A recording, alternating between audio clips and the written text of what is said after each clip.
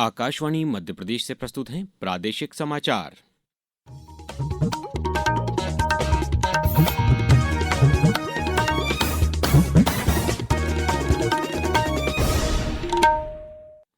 नमस्कार, समाचारों के साथ मैं अभिषेक कटियार। सबसे पहले इस बुलेटिन के मुख्य समाचार। प्रधानमंत्री नरेंद्र मोदी आज सुबह 11 बजे आकाशवाणी से मन की बात कार्यक्रम में अपने विचार साझा करेंगे। प्रदेश में अब जिला स्तर पर भी इंडस्ट्रियल कॉन्क्लेव आयोजित किए जाएंगे। केंद्रीय ग्रामीण विकास मंत्री शिवराज सिंह चौहान ने कहा, विकसित भारत जी-राम योजना के तहत ग्राम पंचायतें अपनी विकास योजनाएं तैयार करेंगी।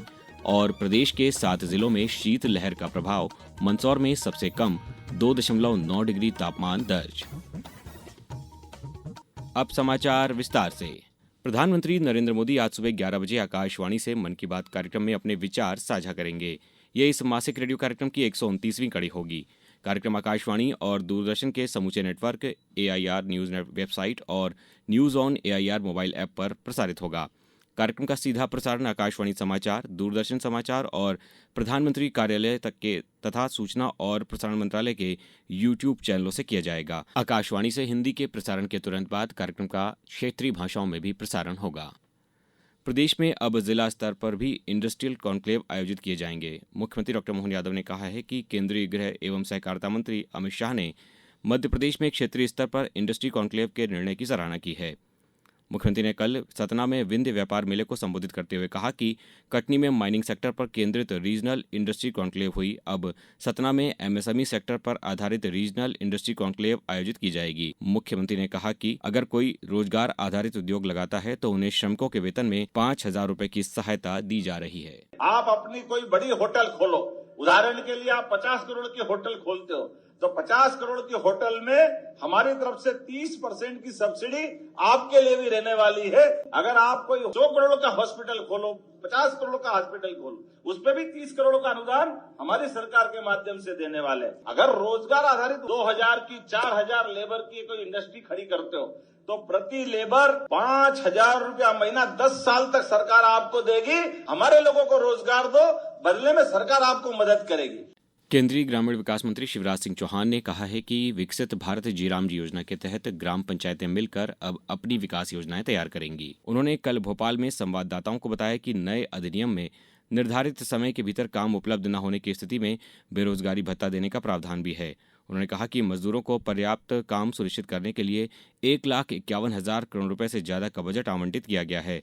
रोजगार मिलने की गारंटी वाले दिनों की संख्या 100 से बढ़ाकर 125 कर दी गई है। विकसित भारत के लिए विकसित गांव, जिसमें विकास के सारे काम ग्राम पंचायत तय करेगी, ऊपर से नहीं। पहले तो ऊपर से थोप दिए जाते थे काम, अब ग्राम पंचायत तय करेगी, ग्राम सभा तय करेगी। और इसके लिए जो प्रस्तावित बजट है वो 1,51,282 करोड़ पहले साल ली, ताकि मजदूर को काम भी भरपूर मिले और गांव का विकास भी ऐसा हो कि गरीबी मुक्त गांव, रोजगार युक्त गांव, विकसित गांव बन जाए। और मजदूरी ना मिले तो बेरोजगारी भत्ता का पुख्ता प्रावधान, उसको और बेहतर बनाने का काम किया गया। कांग्रेस पर आरोप लगाते हुए श्री चौहान ने कहा कि पार्टी ने राष्ट्रीय ग्रामीण रोजगार गारंटी अधिनियम 2005 में महात्मा गांधी का नाम केवल चुनावी लाभ के लिए शामिल किया था। अब समाचारों में वक्त है एक ब्रेक का। ये समाचार आप आकाशवाणी मध्य प्रदेश से सुन रहे हैं। ये समाचार बुलेटिन YouTube पर Madhya Pradesh news All India Radio channel पर और Facebook के साथ ही X प्लेटफॉर्म पर AIR न्यूज भोपाल पेज पर सुने जा सकते हैं। इसके अलावा आप हमारी वेबसाइट newsonair.gov.in पर या न्यूज ऑन AIR ऐप पर भी समाचार सुन सकते हैं। समाचारों में पुनः आपका स्वागत है। मुख्यमंत्री डॉ. मोहन यादव आज रतलाम जिले के जावरा में आयोजित राज्य स्तरीय सोयाबीन भावांतर योजना कार्यक्रम में सिंगल क्लिक के माध्यम से 3,77,000 किसानों के खातों में 810 करोड़ रुपए अंतरित करेंगे। भावांतर योजना में अब तक 6,44,000 किसानों को 1,292 करोड़ रुपए अंतरित किए जा चुके हैं। कार्यक्रम में विकास कार्यों का लोकार्पण एवं भूमि पूजन भी होगा। वर्ष 2025 भारत के विकास पथ में एक निर्णायक अध्याय रहा है। इस वर्ष नीतियों ने प्रगति को तेज किया और इरादों ने साकार रूप लिया। हमारी विशेष श्रृंखला सुधारों का वर्ष में आज हमारे संवाददाता भारत में वर्ष 2025 में अवसंरचना के क्षेत्र में हुई प्रगति पर एक रिपोर्ट प्रस्तुत कर रहे हैं।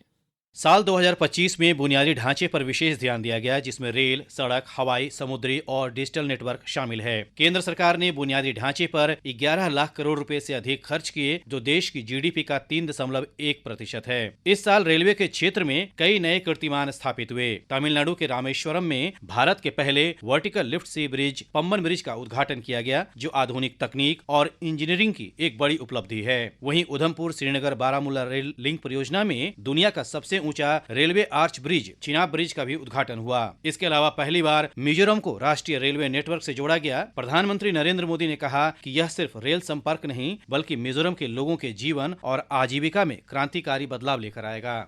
देश का मेट्रो नेटवर्क 2014 में जहां 240 किलोमीटर था, वह 2025 में बढ़कर 1000 किलोमीटर से भी ज्यादा हो गया है और भारत दुनिया का तीसरा सबसे बड़ा मेट्रो नेटवर्क बन गया है। वहीं बिहार में पहली वंदे मेट्रो शुरू हुई, जो जयनगर को पटना से जोड़ती है। इसके अलावा विमानन क्षेत्र में भी भारत ने बड़ा मुकाम हासिल किया। भारत अब दुनिया का तीसरा सबसे बड़ा घरेलू विमानन बाजार बन गया है। हवाई अड्डों की संख्या 2014 में जहाँ 74 थी, वह 2025 में बढ़कर 163 हो गई है। इसके अलावा राष्ट्रीय राजमार्गों की लंबाई भी 1,32,000 किलोमीटर से बढ़कर 1,46,000 किलोमीटर से ज्यादा हो गई है। देश की बुनियादी ढांचे में हो रहे निवेश न सिर्फ अर्थव्यवस्था को नई ऊर्जा दे रहे हैं, बल्कि 2047 तक भारत को विकसित देश बनाने की दिशा में एक महत्वपूर्ण कदम है। दीपेंद्र कुमार, आकाशवाणी समाचार, दिल्ली।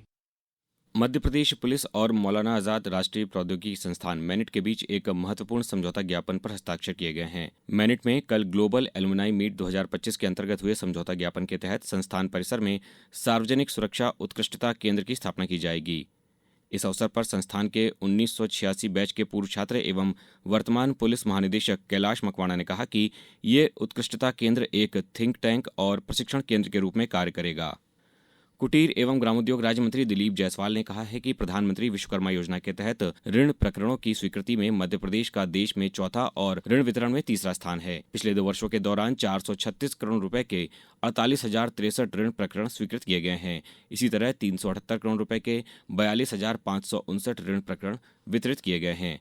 राज्य मंत्री श्री जायसवाल ने कल भोपाल में पत्रकार वार्ता के दौरान कहा कि हस्तशिल्प और हैंडलूम से जुड़े विभाग के ब्रांड मृगनयनी, विंध्य वैली, कबीरा और प्राकृत के उत्पाद मध्य प्रदेश पर्यटन की इकाइयों और प्रदेश के प्रमुख धार्मिक केंद्रों में विक्रय के लिए आकर्षक रूप से प्रदर्शित कराए जाएंगे। अब रुक करते हैं क्रिकेट का। भारत और श्रीलंका के बीच चौथा महिला T20 क्रिकेट मुकाबला कल शाम 7 बजे से तिरुवनंतपुरम में खेला जाएगा। भारत ने तीसरे T20 मैच में श्रीलंका को 8 विकेट से हराया था। 5 मैचों की श्रृंखला में भारत 3-0 से आगे है। प्रदेश में कड़ाके की सर्दी ने जनजीवन प्रभावित किया है। प्रदेश के 7 जिलों में शीतलहर का असर देखा जा रहा है, जिनमें भोपाल, इंदौर, राजगढ़, सीहोर, शाजापुर, शहडोल और मंदसौर शामिल हैं। इन शहरों में न्यूनतम तापमान 10 डिग्री सेल्सियस से नीचे दर्ज किया गया है।